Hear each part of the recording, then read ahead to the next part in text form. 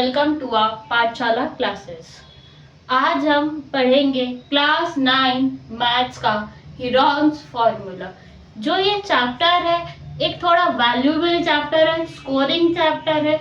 ठीक है, बेसिकली इस चैप्टर में से एग्जाम में 2 से 3 क्वेश्चन पूछेगा, लेकिन वो जो 2 से 3 क्वेश्चन पूछेगा वो ऐसे क्वेश्चन होते हैं जो बच्चे के दिमाग को एकदम पजल कर देते हैं। ठीक है, वैसे तो कह रहे हो चैप्टर बहुत इजी है, लेकिन कुछ बच्चों का चैप्टर समझ नहीं आता है, डिफिकल्ट लगता है, और जिन बच्चों को ये समझ नहीं आता, डिफिकल्ट लगता है, आज उन बच्चों के लिए एक वीडियो है जिसको हमें बहुत ही सिंपल और इजीएस्ट वे में इस चैप्टर को एक्सप्लेन करेंगे। ठीक है, तो आइए अब हम जानते हैं हीरोन्स फार्मूला के बारे में कि इस फार्मूले का हम कहाँ और कैसे यूज करते हैं। बेसिकली आप सब बच्चों को पता होगा कि किसी भी ट्रायंगल का अगर हमें एरिया निकालना है तो हम किसका एक बेसिक सा फॉर्मूला था जो हमने अपनी 5th-6th क्लास में पढ़ा, इवन हमने 8th तक भी वो फॉर्मूला पढ़ा है। क्या है? Half into base into height. ये एक फॉर्मूला है जिसकी हेल्प से हम लोग ट्रायंगल का फॉर्मूला एरिया निकाल लिया करते थे। ठीक है, अगर आपके पास एक ऐसा ट्रायंगल है जिसका आपके पास हाइट नहीं है, बेस नहीं है, तो आप उसका एरिया कैसे निकालेंगे?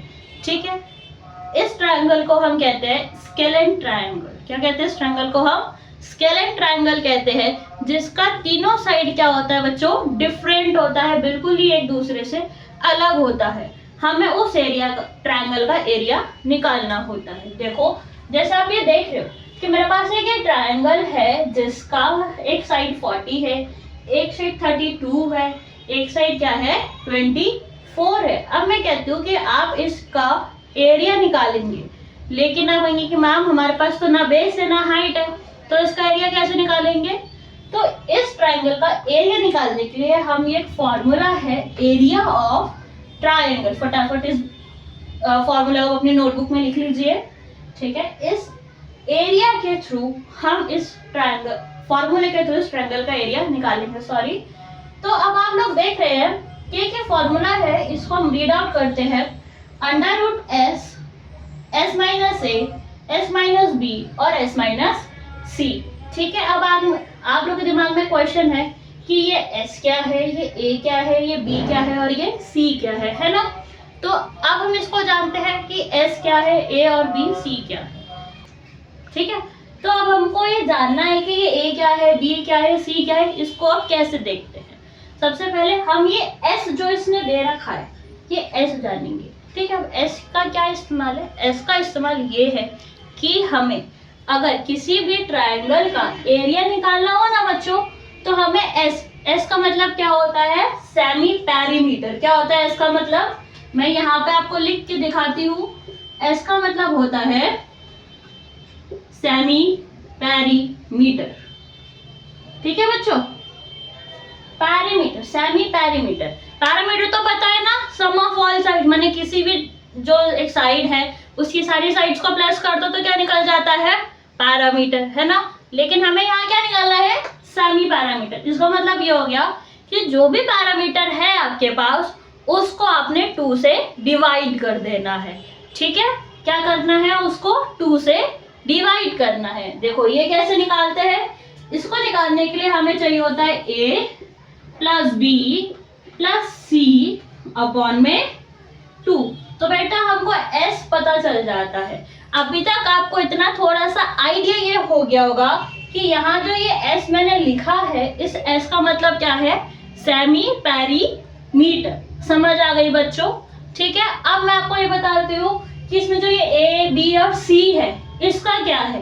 देखो, ये जो साइड है ना ट्रायंगल की, इसको हम बोलते हैं side A, side B and side C। ठीक है, ये साइड्स क्या है हमारी? A, B and C।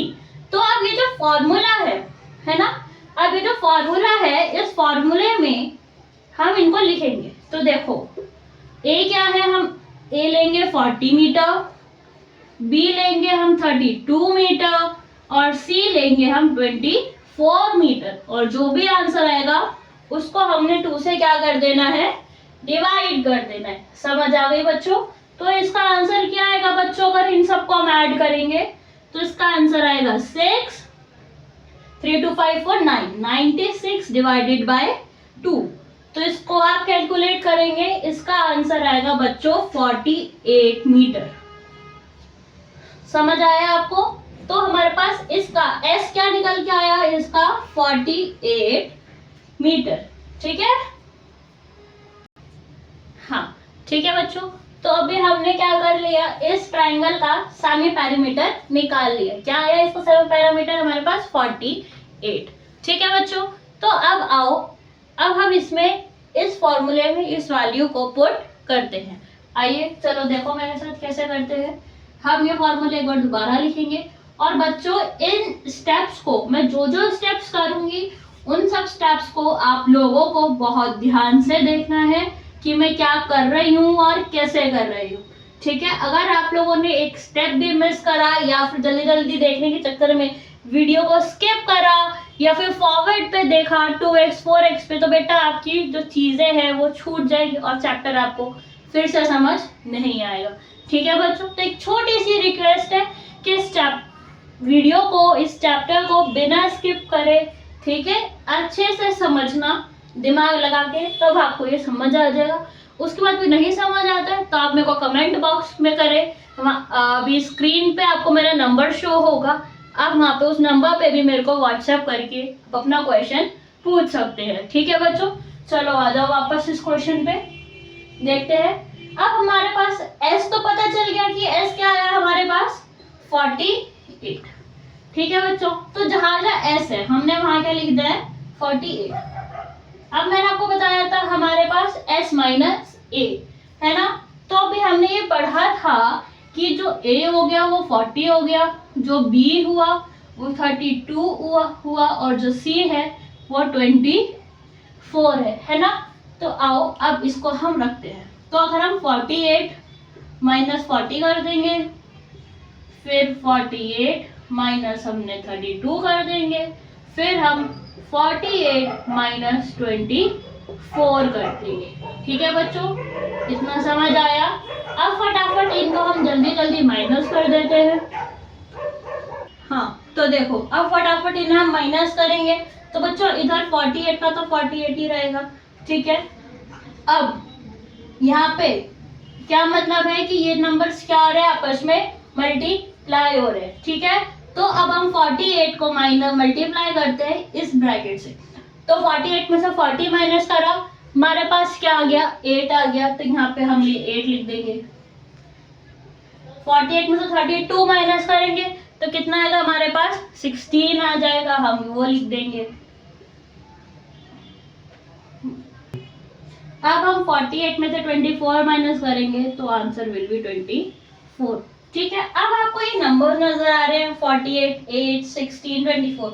अब क्यों देखो क्या है, ये बड़े नंबर है, इनका मल्टीप्लाई करेंगे तो क्या जाएगा, बहुत बड़ा चला जाएगा। तो हम क्या करेंगे, इनका कैलकुलेशन छोटा करने के लिए, इजी करने के लिए हम इन सब का एलसीएम लेंगे। एलसीएम तो आता होगा ना बच्चों को, लीस्ट कॉमन फैक्टर सीखा ही तो होगा आप लोगों ने।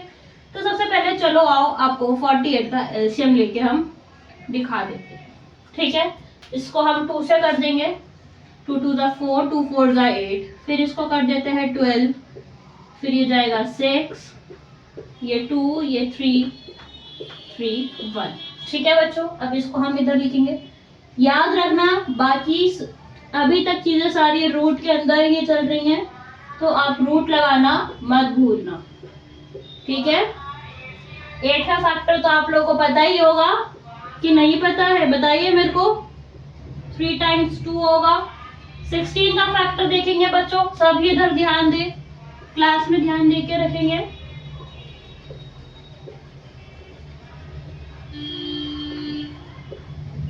हमने इधर यह फैक्टर ले लिया है किसका, 16 का। तो आइए इसको इधर लिखते हैं।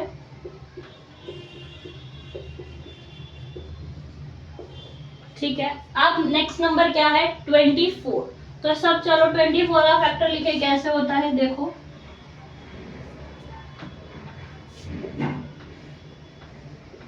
बहुत इजी है बच्चों, इतना तो आपको आता होगा, इतना तो सीखा ही है आप सबने अपनी क्लासेस में, बट इसको यूज करना नहीं सीख पाए है ना।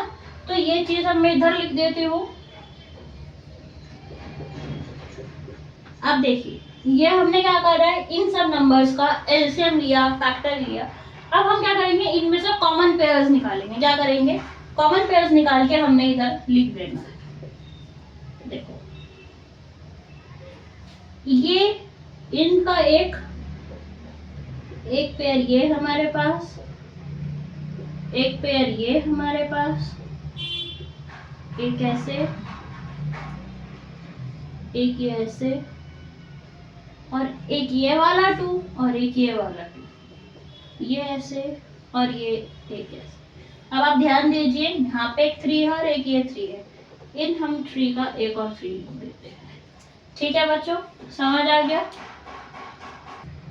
हाँ, तो अब हमने क्या करा है, इन सबका एक कॉमन पेयर ले लिया। अब बच्चों इन सबको कर दीजिए आप लोग मल्टीप्लाई करना है। ठीक है, तो हमने अब इन सब नंबर्स को इसमें से कॉमन निकाल लिया है। अब इन सबको नॉर्मली मल्टीप्लाई कर देते हैं। तो 2 2 4, 2 8, 60, 2 32, 2 64, 2 128 और इंटू 3 कर देंगे तो बेटा वे हमारे पास आंसर आएगा 384 मीटर स्क्वायर। अब आप मेरे से पूछेंगे कि मैम आपने मीटर स्क्वायर क्यों लगाया? क्योंकि बेटा हमने अब तक हमारे पास जितना भी यूनिट्स दिया था सब क्या था, मीटर में था, और एरिया जब भी निकालते हैं तो हमेशा किस में लगाते हैं, मीटर स्क्वायर में लगाते हैं। ठीक है बच्चों, तो इसी बहुत एक सिंपल और एक इजीएस्ट वे से हम इस फॉर्मूले का इस्तेमाल करके किसी भी स्केलेन ट्रायंगल जिसकी तीनों साइड डिफरेंट होती है, हमें एरिया नहीं पता होता है, उसका हम एरिया निकाल कर अपना आंसर कर सकते हैं। ठीक है बच्चों, तो आपको मैं आशा करती हूँ आपको समझ आया होगा।